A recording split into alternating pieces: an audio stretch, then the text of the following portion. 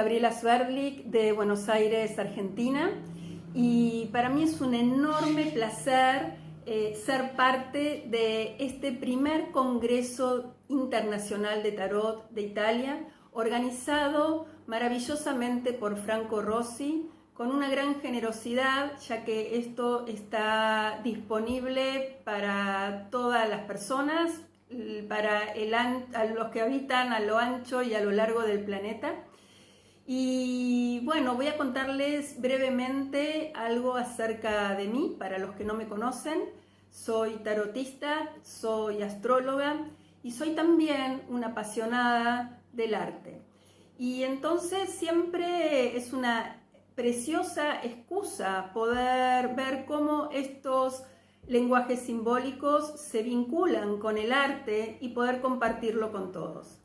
Bien, soy la embajadora de la Red Internacional de Congresos de Tarot, un nombramiento que también me llena de orgullo y al mismo tiempo de responsabilidad y compromiso, porque mi corazón está puesto acá y tiene que ver con hacer y mostrar y trabajar para que el tarot ocupe realmente el lugar que queremos muchos de los que amamos este lenguaje que ocupe.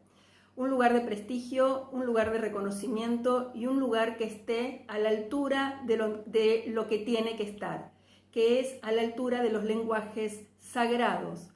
Por lo tanto, todo lo que se hace a través de la red de congresos de tarot, que tiene que ver tanto con la expresión del tarot desde un lugar de excelencia, también tiene que ver con la ética y con mostrar cómo también podemos vincularnos con estos lenguajes desde un lugar honesto, sincero y donde además ponemos todos nuestra pasión y nuestro corazón.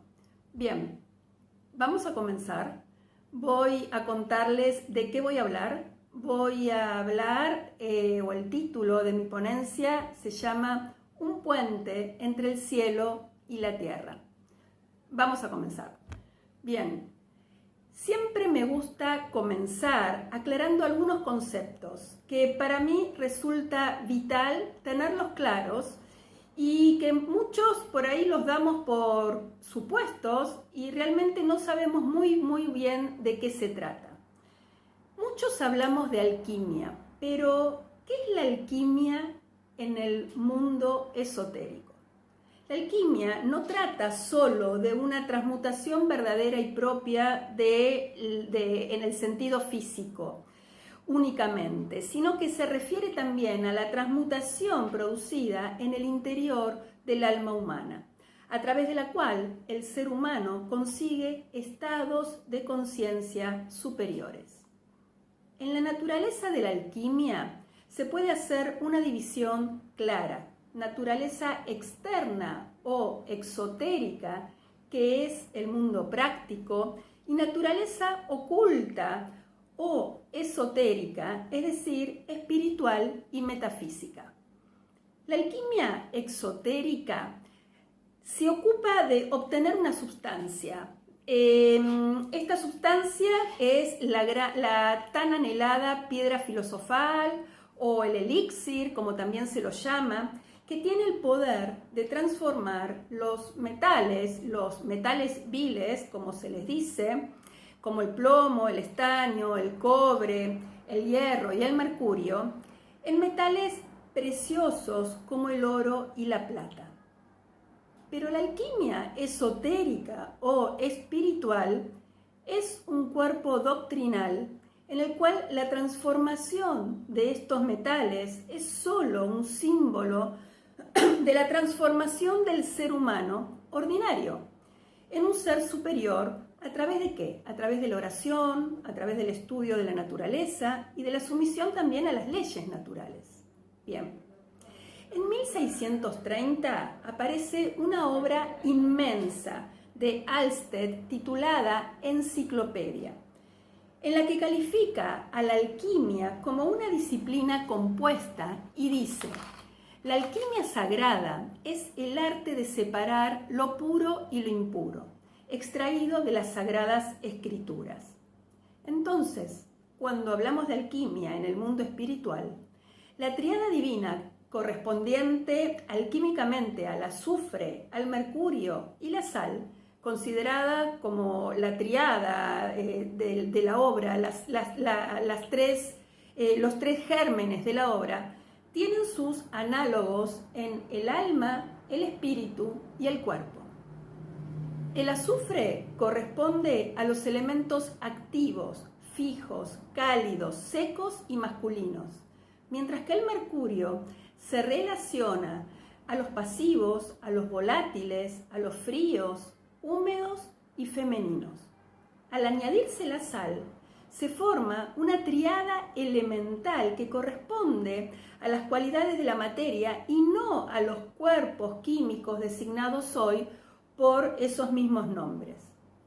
Para las corrientes herméticas, el ser humano lleva en su alma la fuerza solar y la del oro.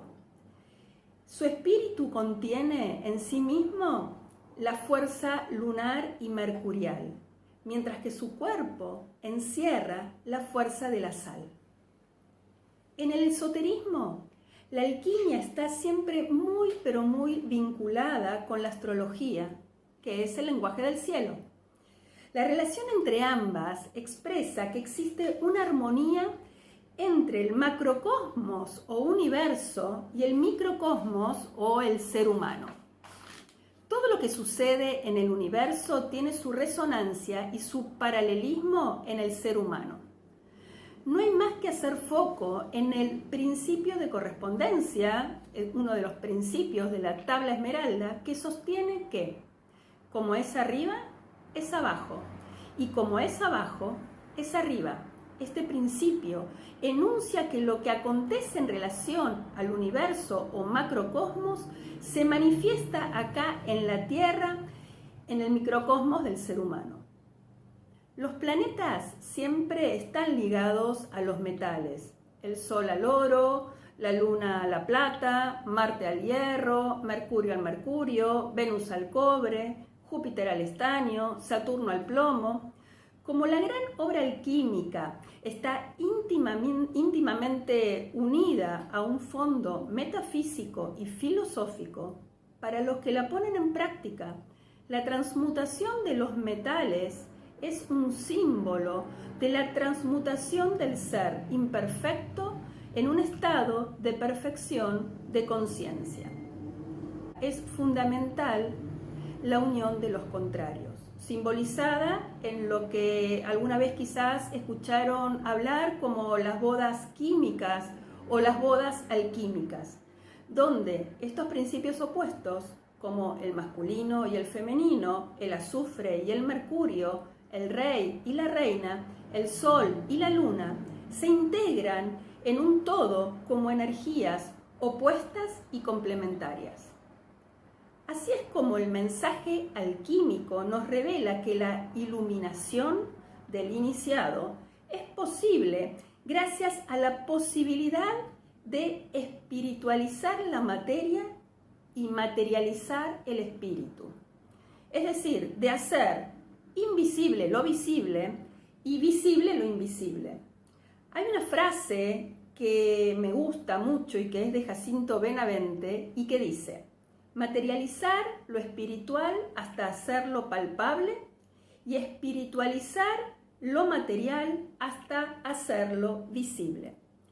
Que en definitiva se trata de confluir en un todo la esencia, que es el espíritu, y la substancia, que es el cuerpo, de las cosas y los seres en íntima armonía.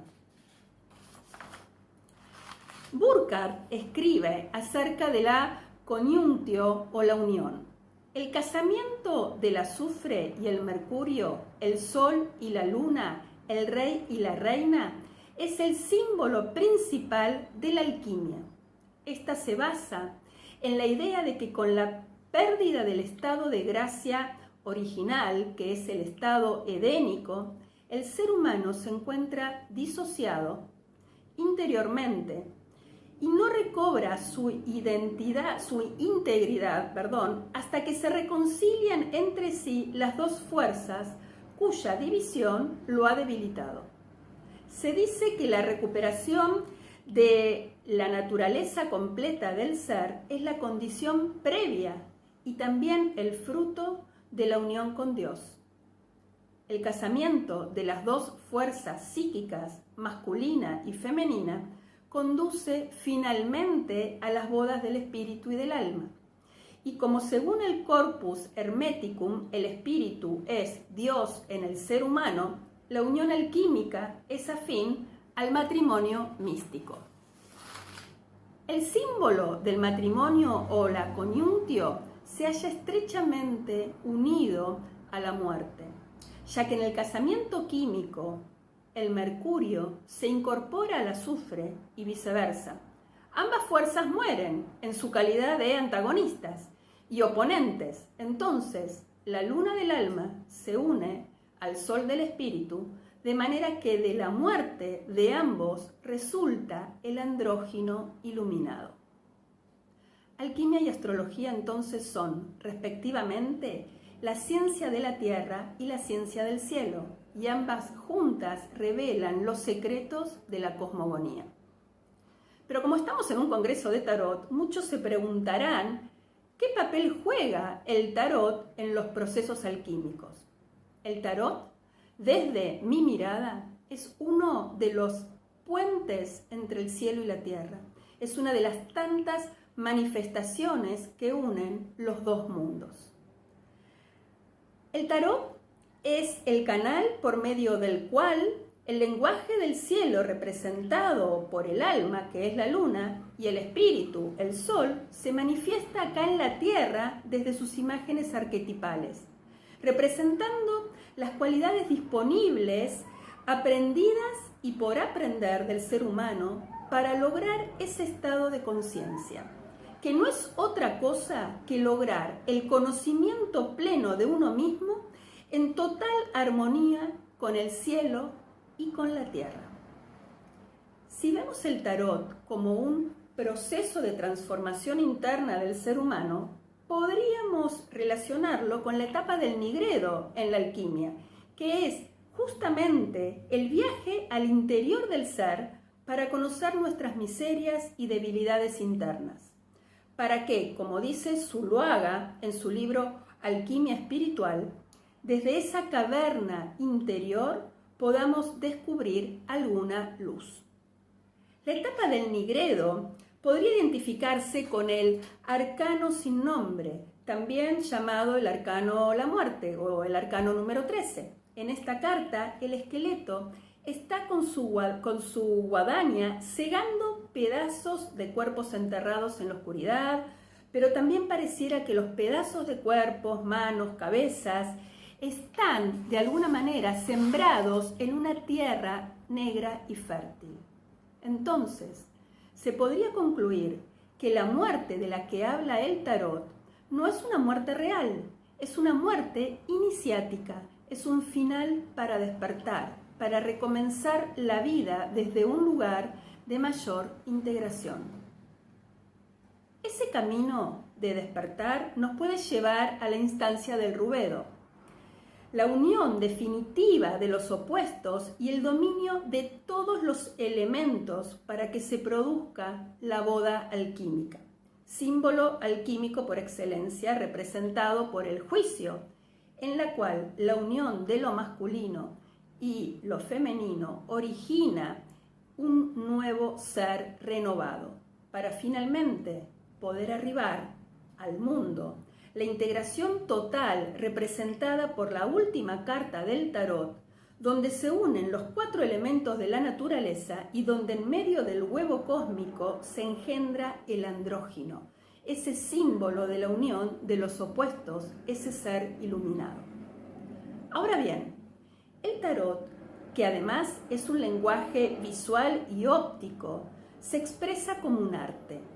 Y el arte, yo digo, es la manifestación metafórica de la alquimia y claramente también un puente sublime entre el cielo y la tierra.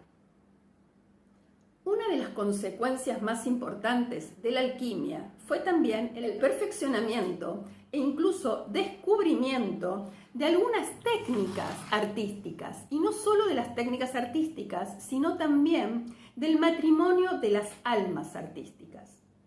En esos matrimonios artísticos, donde el alma encuentra su opuesto para expresar finalmente una idea conjunta e integrada, encontramos a dos grandes artistas, de las cuales ya hablé en alguna otra ponencia, pero ahora voy a abordarlas desde un nuevo lugar, quienes se han sumergido en los procesos de la alquimia y del arte con una pasión sin igual. Leonora Carrington y Remedios Varo, ambas mexicanas por adopción, son dos de los mayores exponentes de la pintura surrealista que llevaron escenas cotidianas al paisaje onírico y donde además la cocina jugó un papel fundamental en el escenario metáfora para los procesos alquímicos. Ellas creían que la capacidad de transformación de la materia en los procesos alquímicos era una metáfora de la transformación espiritual y una invitación a un camino de conocimiento espiritual, un proceso de transformación y superación de la materia en el viaje hacia la trascendencia. Ambas artistas compartieron en relación una idea del arte y de la creatividad como construcción del sí y de la conciencia de la fuerza femenina.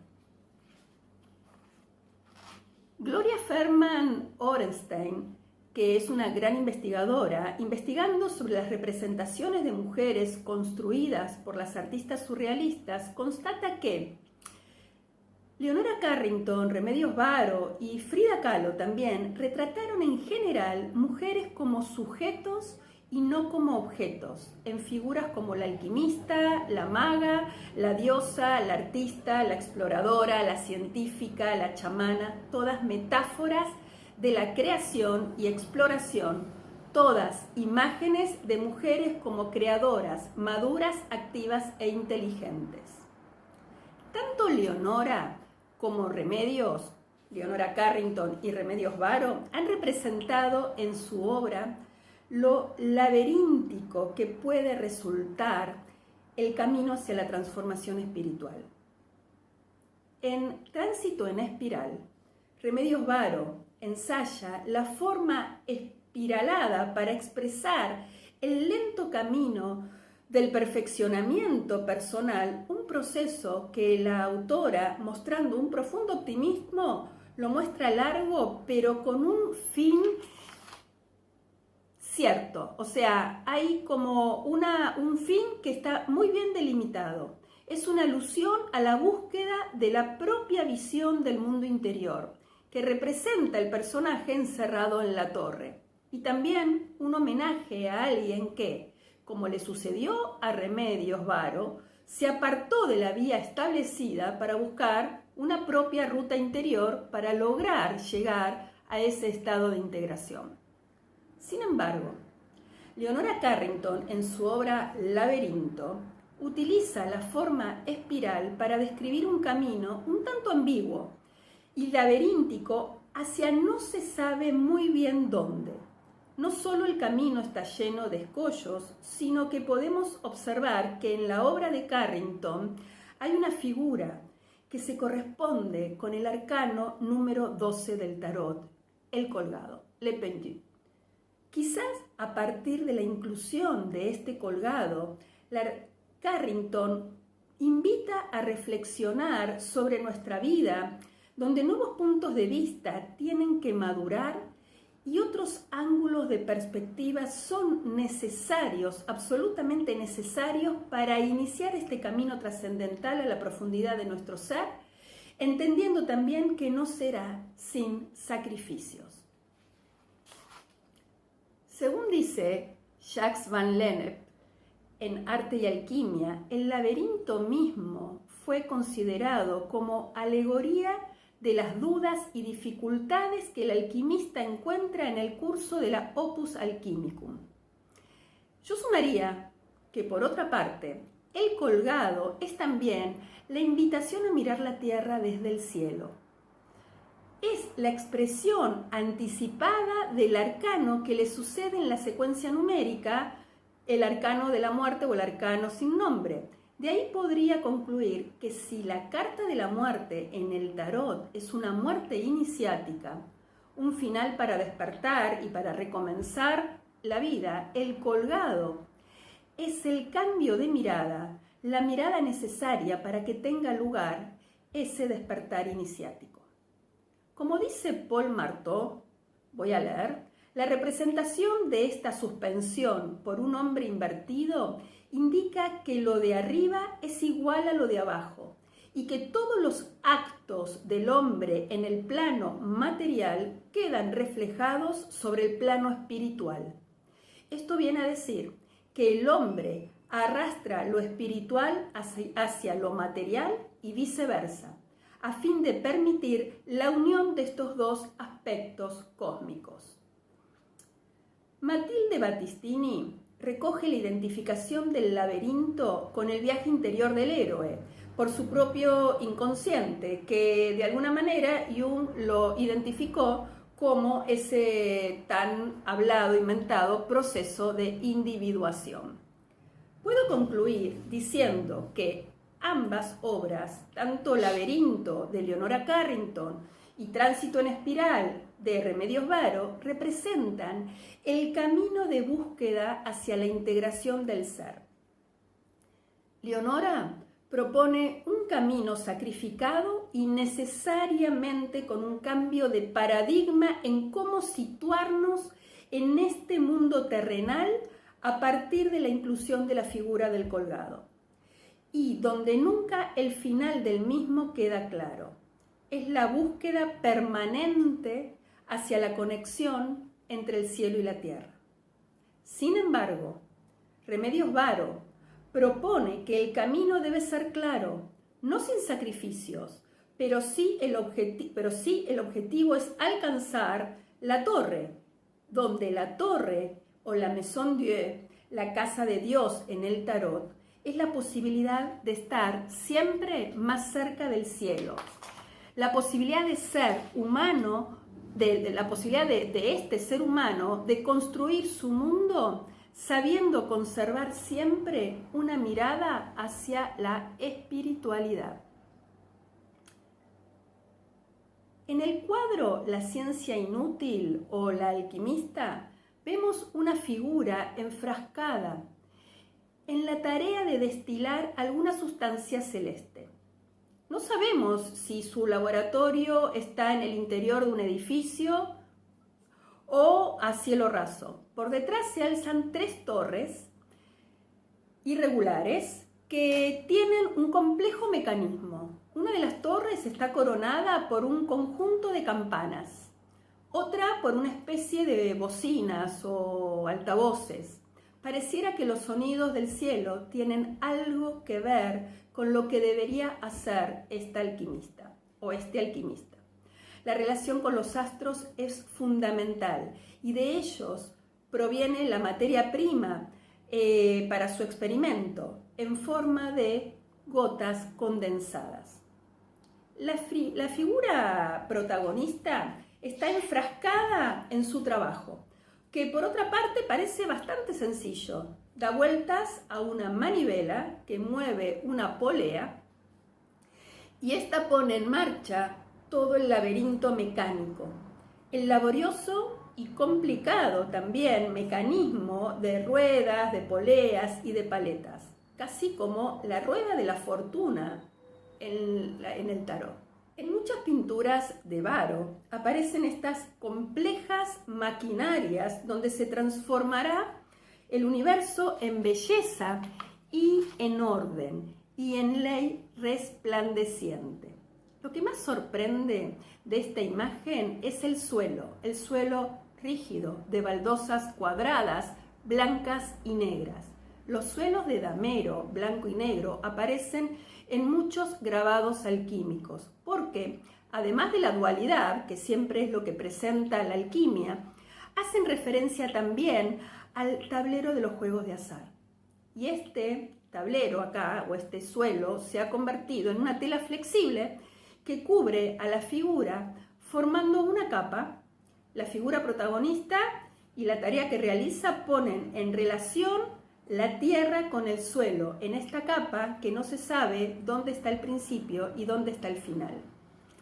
Pero el alquimista está sufriendo otra metamorfosis vinculada al proceso alquímico.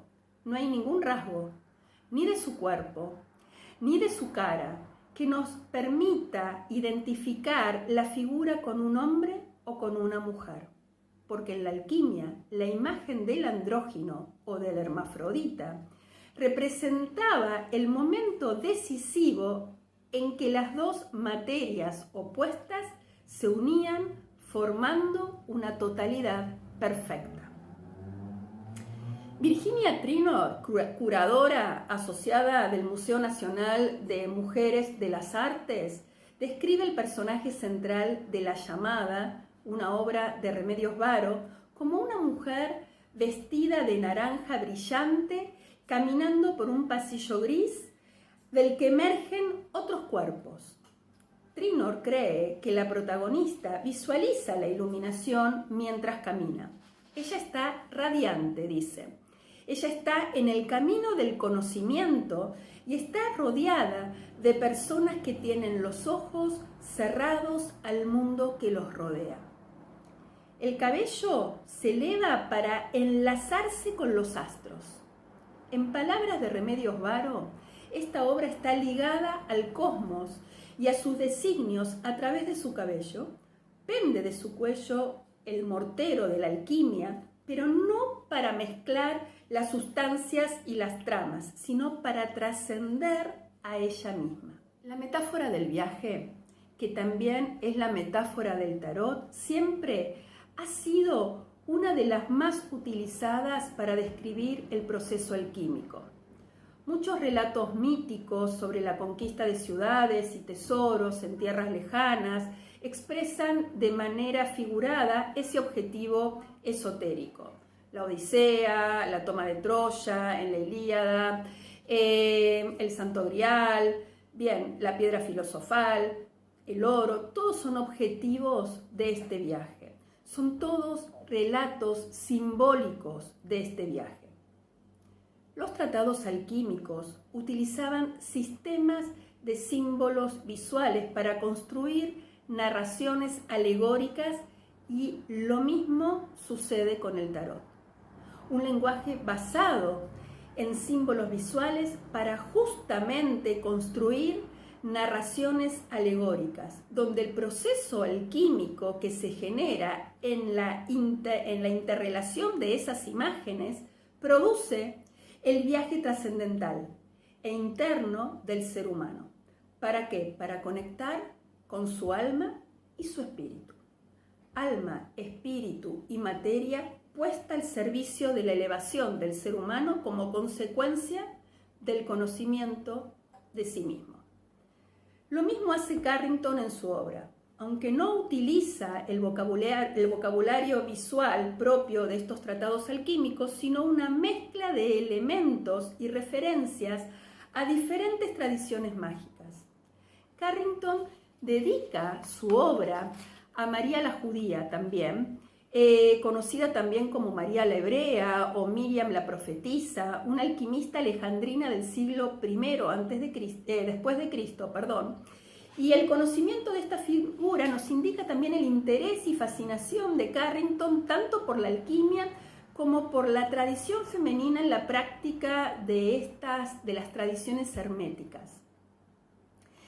Una de las cuestiones más interesantes es que se la conoce también a María la Judía o María la Hebrea como la inventora de diversos procedimientos, entre ellos el tan mentado baño María que ha sobrevivido en su aplicación común en la cocina. Bien, muchas investigadoras han escrito sobre la relación de la obra de ellas dos con la cocina y como lugar simbólico de la magia y de la alquimia, y sobre las actividades domésticas como metáfora de camino de conocimiento. En muchas pinturas de Carrington, como The House Opposite, aparecen imágenes de mujeres en cocinas y alrededor de calderos de fuego que remiten tanto a la tradición mitológica celta como a la práctica de la brujería. Otras veces no está el caldero en el centro, pero en la pintura se representa a un grupo de mujeres dispuestas en círculo, como si fuera un círculo de brujas. Bien, Susan Avert, que ha trabajado bastante con la obra de Carrington y de Barrow, concluye que la mesa de la cocina en la obra de Carrington es presentada como si fuera un altar. Transforma el espacio doméstico femenino en un espacio simbólico que celebra la arquetípica sacralidad femenina.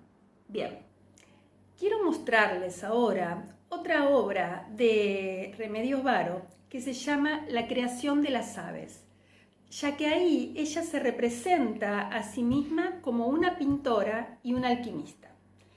Es la única de las obras donde también se hace referencia a que quizás está hablando de ella misma.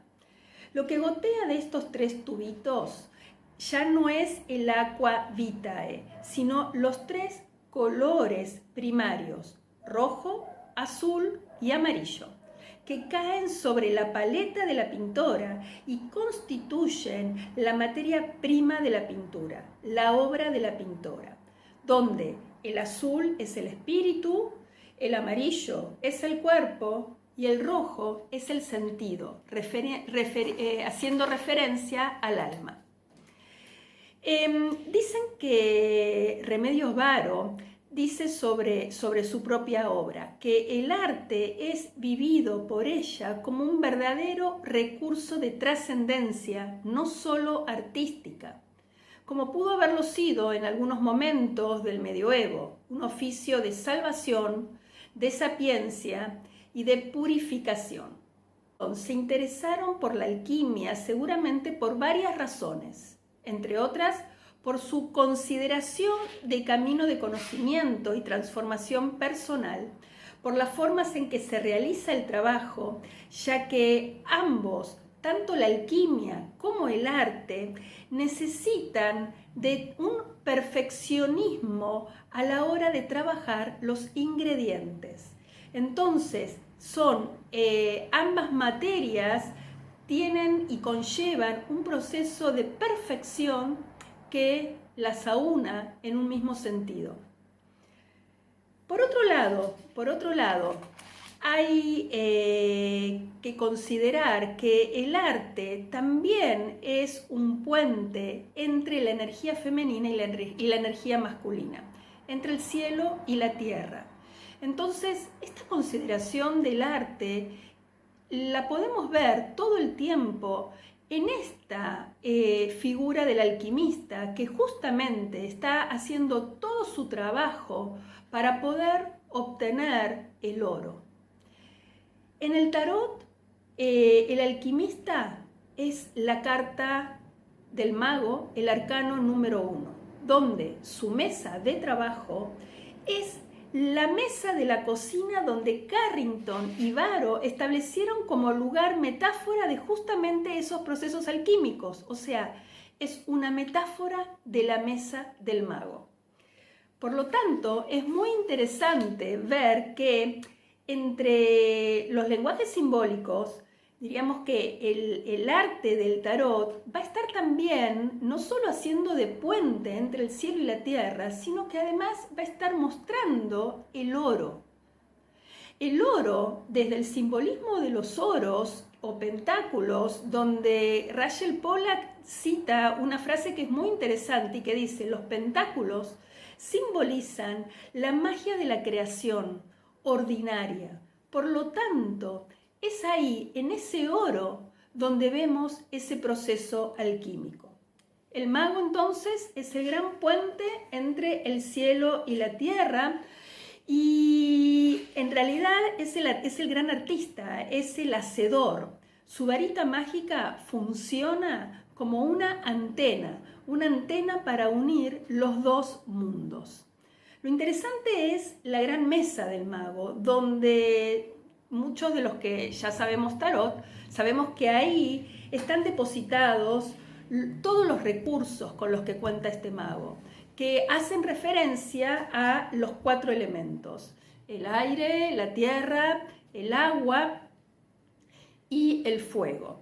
Bien, esta varita que tiene el mago es el fuego y es lo que va a resultar la chispa divina como metáfora de los procesos alquímicos, el mismo fuego que se necesita en la cocina, que también han representado Carrington y Barrow. El mago, el gran alquimista en potencia, que justamente a partir de sus recursos va a hacer que la rueda del tarot gire y comience a girar, no solo fue representado por Remedios Varo y Leonora Carrington. Hubo un sinfín de artistas que lo representaron, pero yo voy a volver a tomar a Salvador Dalí porque a mí me encanta una frase que él dijo sobre su mago.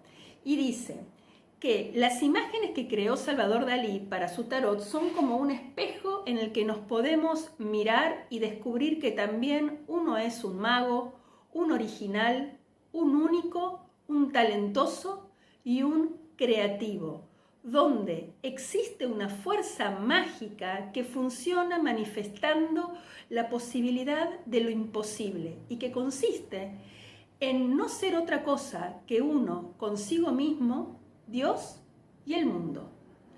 Siempre la imagen del mago como este gran arcano número 1, como es el uno, es el todo, es la unidad, es síntesis, es principio y es fin. Y es también la plenitud de la cual procede todo y que contiene por necesidad todos los opuestos.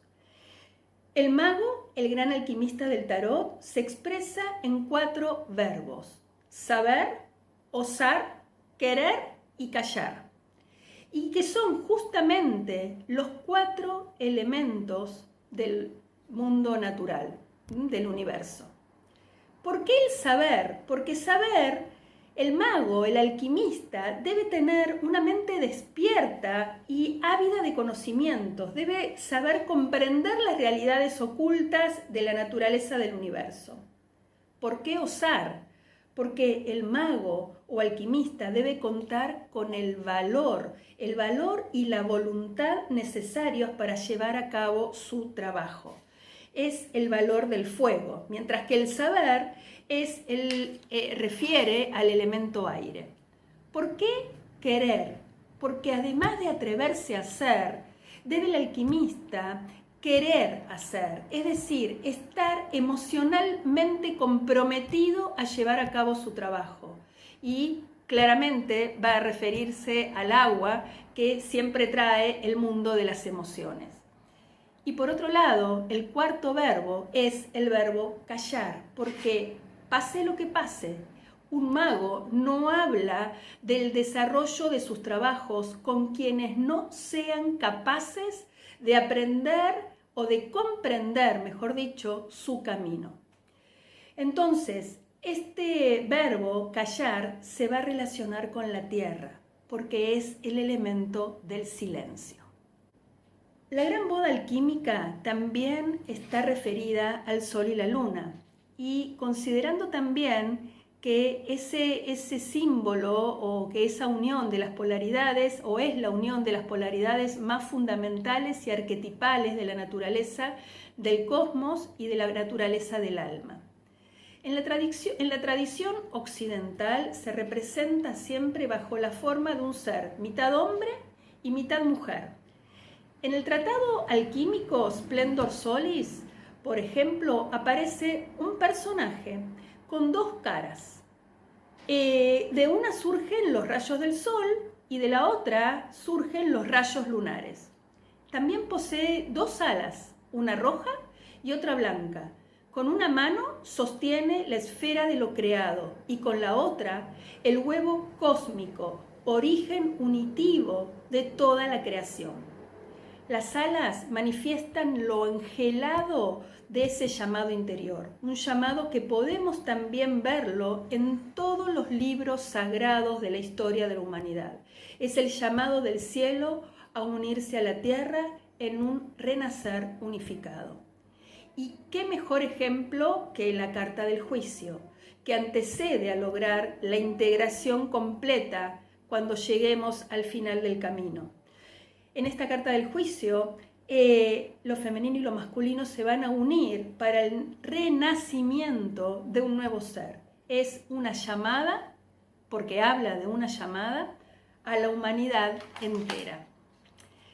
En el libro de la Torá, en el libro sagrado de la Torá, hay una oración que se corresponde al Musaf, que se lee en las festividades y que es una frase que siempre trae el sentido y el espíritu de la carta del juicio. Y dice así: el poderoso shofar suena, mas solo se percibe un suave susurro. En el cielo, los ángeles todos presurosos, conturbados y presa de temblor, claman: he aquí el día del juicio. Es el Musaf para la festividad de Rosh Hashanah, que es el comienzo del año, el final y el comienzo del año. Claro que es con temblor, como todo nacimiento que se precie para llegar a ese nuevo ser.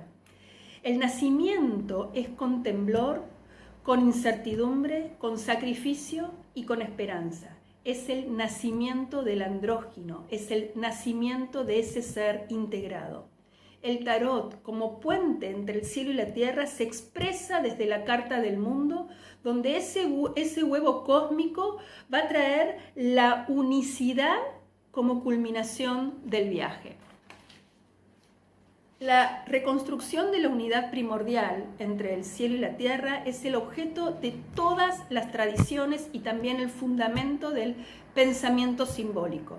Tanto el tarot, la cábala, la astrología, la alquimia, la magia y el arte siempre van a hacer un puente y canal para vivir la tierra en perfecta armonía con el lenguaje del cielo, comprendiendo que esa boda alquímica suprema nos revelará su ser más iluminado, donde el oro como metáfora de nuestra esencia es lo que vamos a ir a buscar, si de alguna manera ese es el objetivo.